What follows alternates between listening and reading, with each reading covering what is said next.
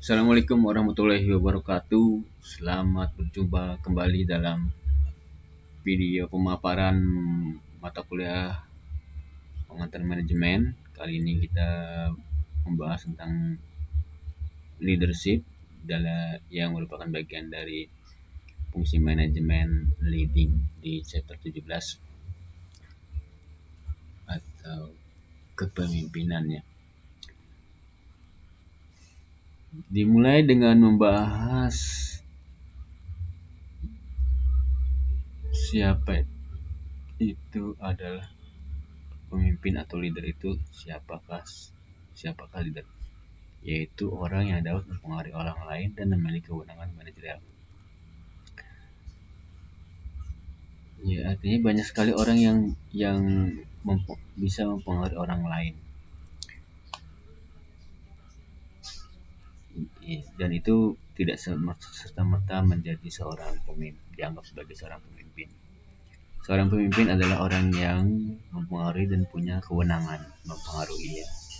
Kalau misalnya seperti teman saudara bisa mempengaruhi saudara atau saudara bisa mempengaruhi teman saudara, itu bukan pemimpinnya secara formal, karena saudara bukan, atau dia atau orang tersebut bukan, tidak memiliki wewenang untuk mempengaruhi saudara.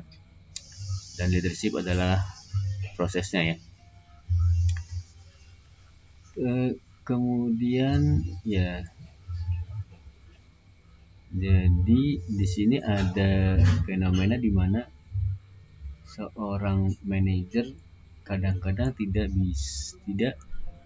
berperan menjadi leader ya, padahal dia mempunyai kewenangan, kurang memiliki peran leader. Nah, ini adalah satu masalah. Idealnya ya semua manajer harus menjadi pemimpin.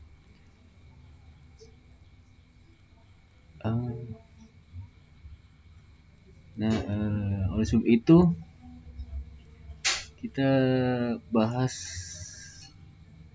teori-teori yang mendukung bagaimana kepemimpinan itu timbul atau ada atau bentuknya. Kajian tentang masalah kepemimpinan sudah ada ya, dari dulu sudah ada ya, cuma secara formal secara ilmiah ada dari mulai tahun 1920 sampai 1920 ya, dan tahun 1920 sampai 1930 muncul teori sikap ya. Sikap yang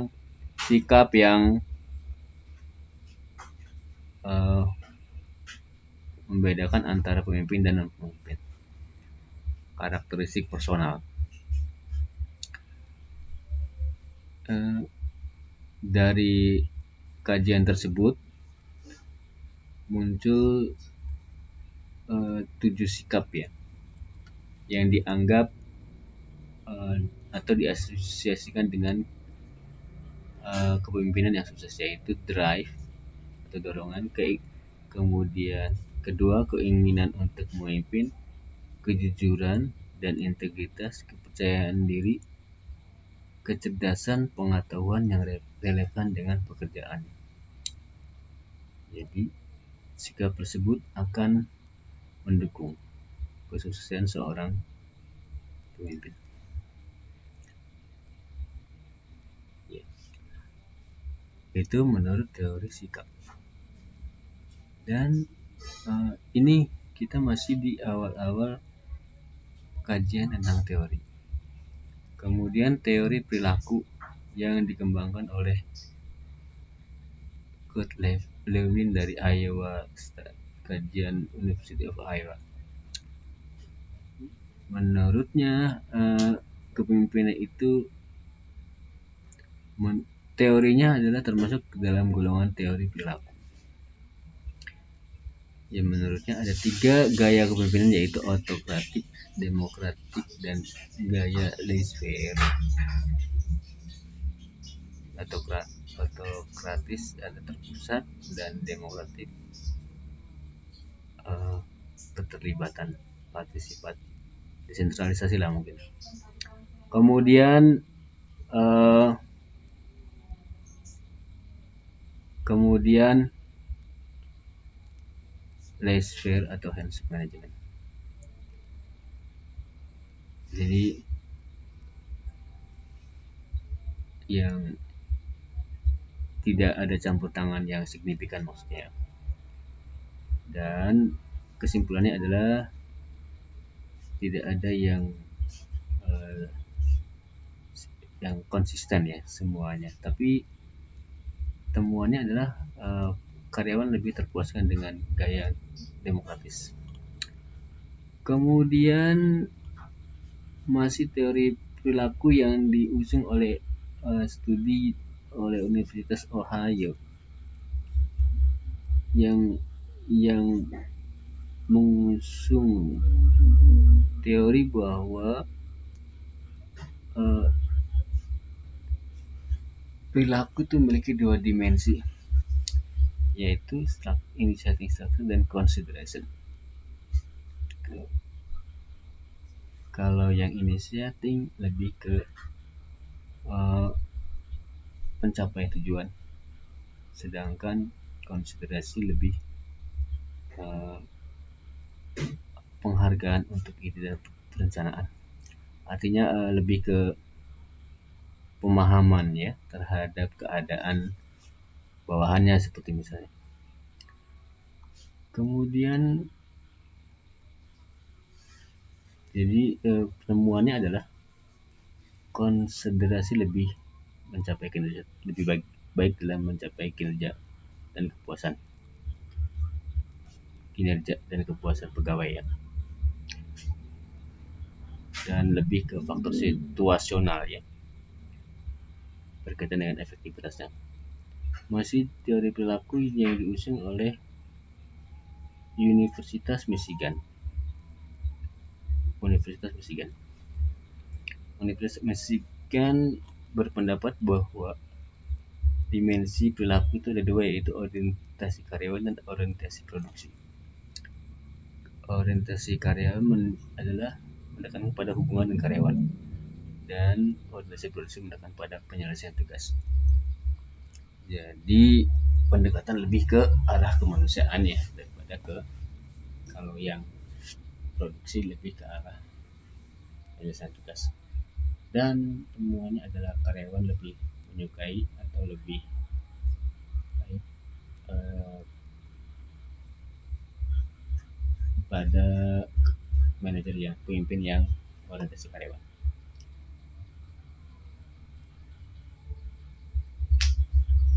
Itu teori-teori awal. Ya, di antara teori-teori tersebut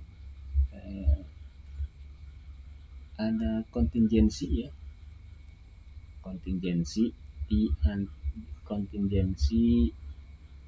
situasional ya, telah pada berkembangnya teori leadership.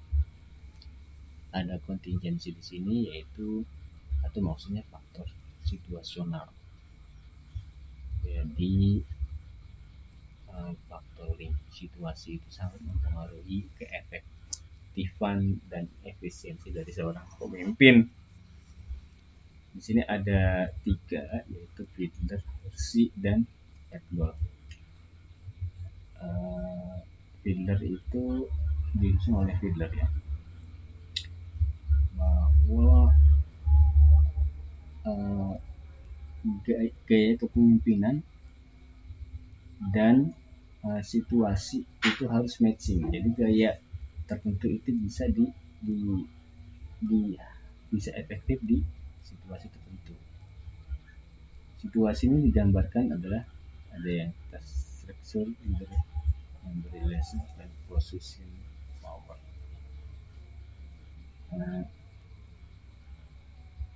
Bagaimana struktur tugasnya dan hubungan antara pemimpin dan bawahannya. Kemudian posisi seorang pemimpin tersebut,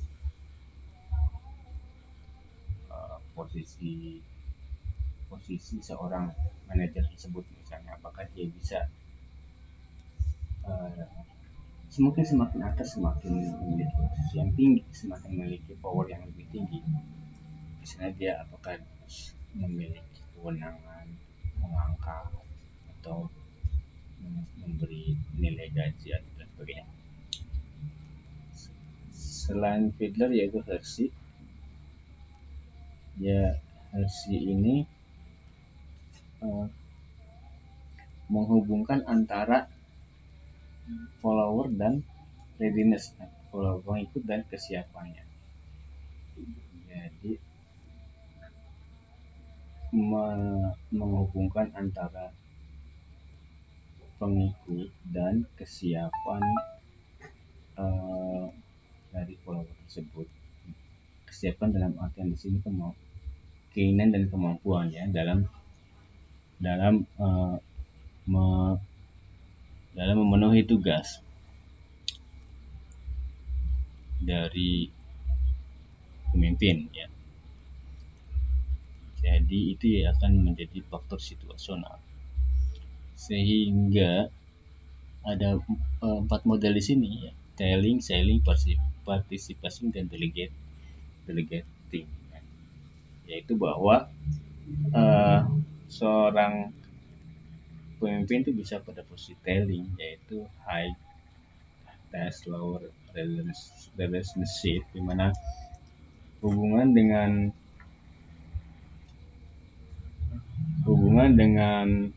karyawan lebih rendah. Jadi maksudnya pemimpin hanya memberi perintah saja, gitu. Ya, kemudian selling, ya, itu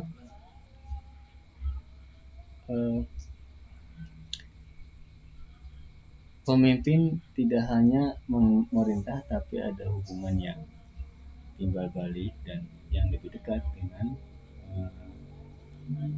followernya, ya. Dan partisipasi, tingkat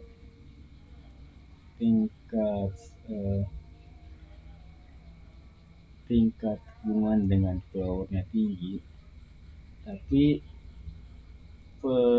pemberian tugasnya rendah, di mana aspek-aspek kegiatan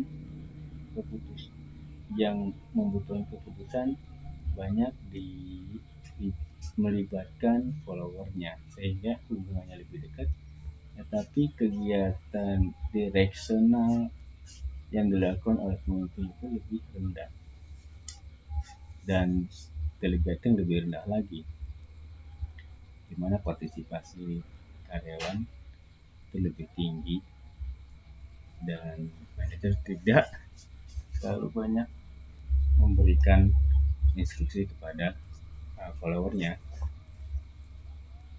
Dan ini dipengaruhi oleh tingkat readiness itu. R1, R2, R3, R4 adalah tingkat readiness, di mana R1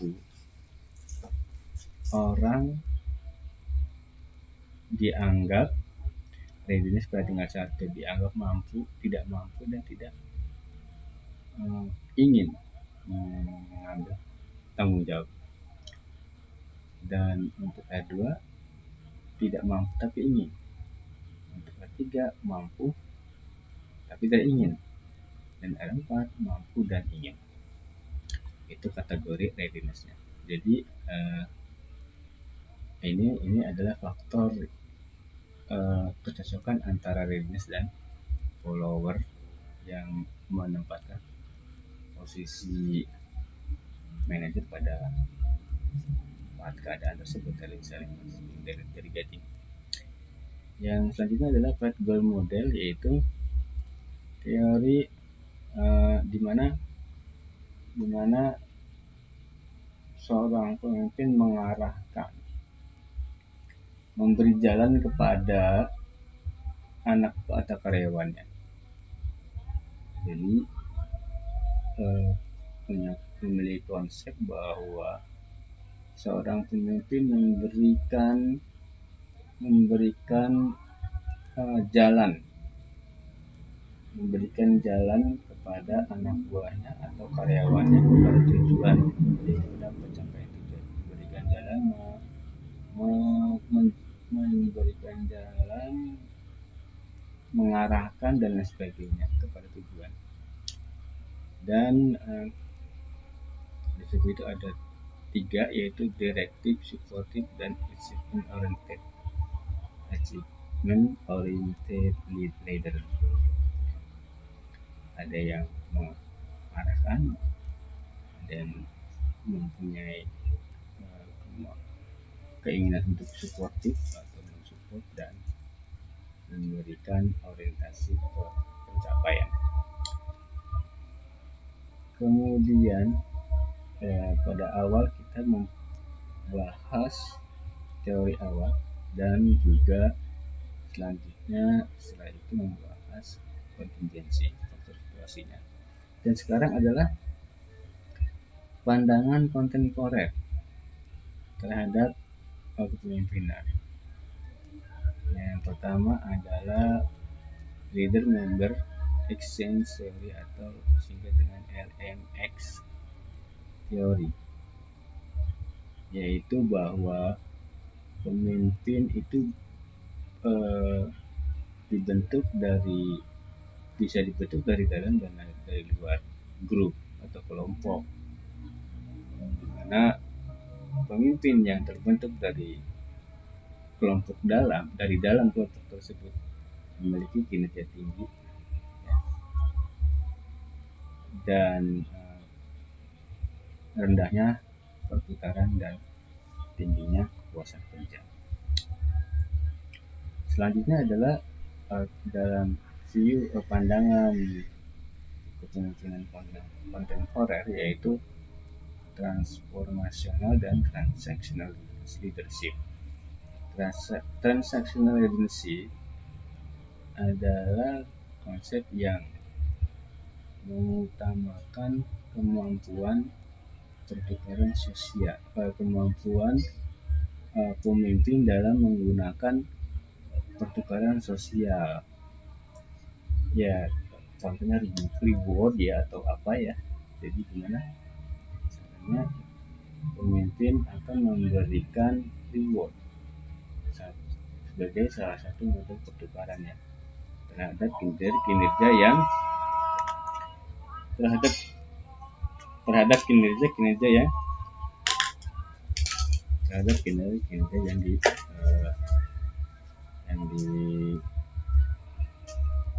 diberikan oleh karyawannya.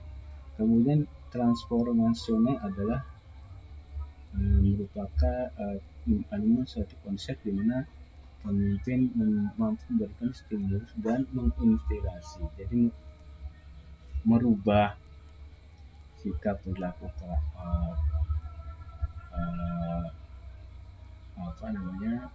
karyawan dengan memberikan inspirasi dan memberikan rangsangan. Selanjutnya adalah karismatik dan visionary leadership. Pemimpin yang karismatik itu adalah yang memiliki sikap antusiasme, kepercayaan diri, dan memiliki personalitas atau kepribadian yang mampu mempengaruhi orang untuk bertindak sesuai dengan keinginan atau bertindak sesuai dengan apa yang diinginkan. Jadi lebih ke personal dan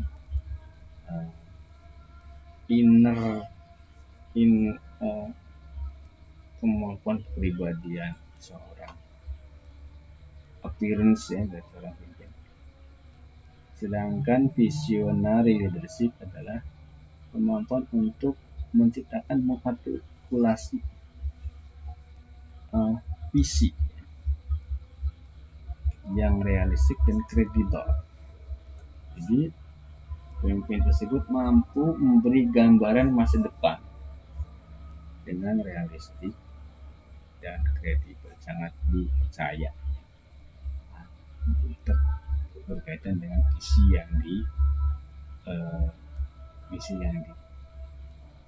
dikembangkannya atau ditawarkannya.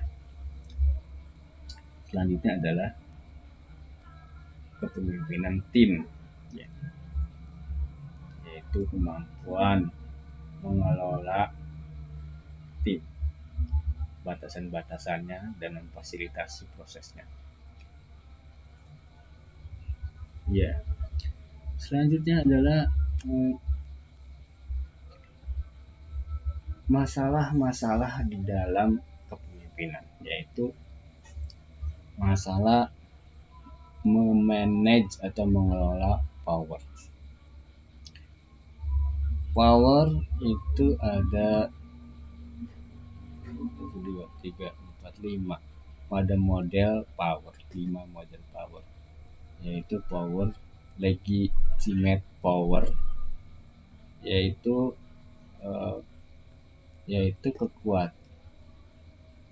kekuasaan yang melekat pada posisi manajer atau pemimpin tersebut.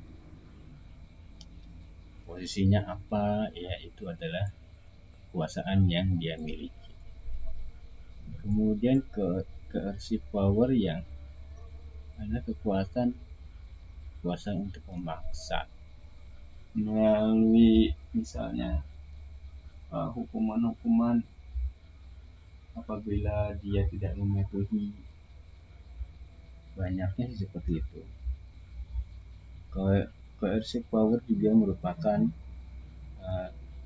timbul dari kepemilikan legitimate power, termasuk juga reward power. Expert power itu timbul dari kemampuan seseorang dalam kekuasaan seseorang yang timbul dari kepemilikan keahlian bidang tertentu. Dan referent power adalah dari sikap atau perilaku yang dimiliki oleh pemimpin. Kemudian isu yang selanjutnya adalah bagaimana membangun kepercayaan. Ya, ini adalah suatu hal yang penting bagaimana seorang pemimpin memiliki kemampuan untuk membangun kepercayaan. Kepercayaan juga sering diidentikan dengan kredibilitas. Kredibilitas adalah istilah dari kejujuran seseorang, kompetensi dan kemampuan untuk menginspirasi. Seorang dianggap kredibel jika dia memiliki kejujuran, kompetensi dan kemampuan untuk memberikan inspirasi pada orang lain. Sedangkan kepercayaan adalah keyakinan dalam integritas karakter dan kemampuan seorang pemimpin. Seorang pemimpin dipercaya, dalam kata lain, seorang pemimpin dipercaya ketika dia memiliki keyakinan, integritas, karakter, dan kemampuan. Mampu bekerja dan memiliki karakter yang sesuai dengan karakter pemimpin yang diharapkan. Dimensi yang membangun konsep dari kepercayaan adalah integritas, kompetensi, konsistensi, loyalitas, dan keterbukaan. Dengan kata lain, apabila seorang pemimpin ingin membangun kepercayaan, dia harus bisa meningkatkan integritasnya, yaitu berupa kejujuran dan kebenaran, dan dia memiliki kompetensi di bidangnya, yaitu keahlian dan pengetahuan teknis. Kemudian konsistensi, yaitu memiliki reliability, keandalan yang bisa diprediksi, dan memiliki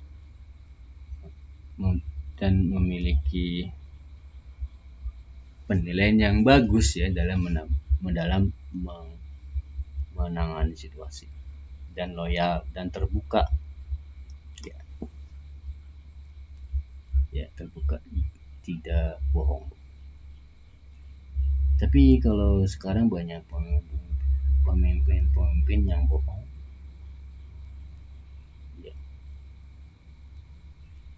Pemimpin kalau mau jadi pemimpin sekarang malah banyak yang bohong. Itu faktor situasional. Kemudian masalah employee, masalah pemberdayaan karyawan.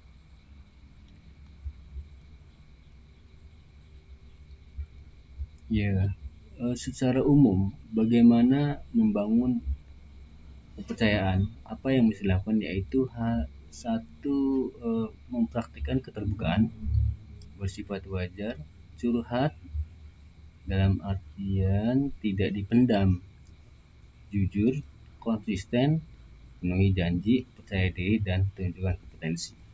Ya, cukup itu saja untuk menjadi dipercaya ya. Dipercaya di mana ya?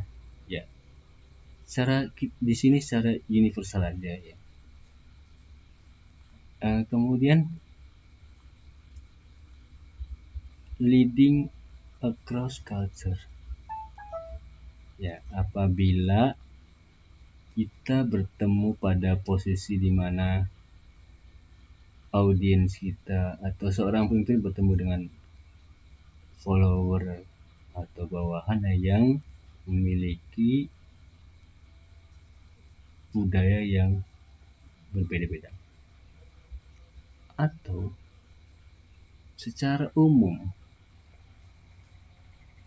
elemen kepemimpinan yang bisa diterima seluruh budaya adalah bahwa seorang pemimpin memiliki visi atau tinjauan masa depan, terus memberikan dorongan, kepercayaan, dinamisme artinya tidak statis, mau berubah dan hal-hal baru dan positif dan proaktif. Ya begitulah pembahasan kita mengenai kepemimpinan. Assalamualaikum warahmatullahi wabarakatuh.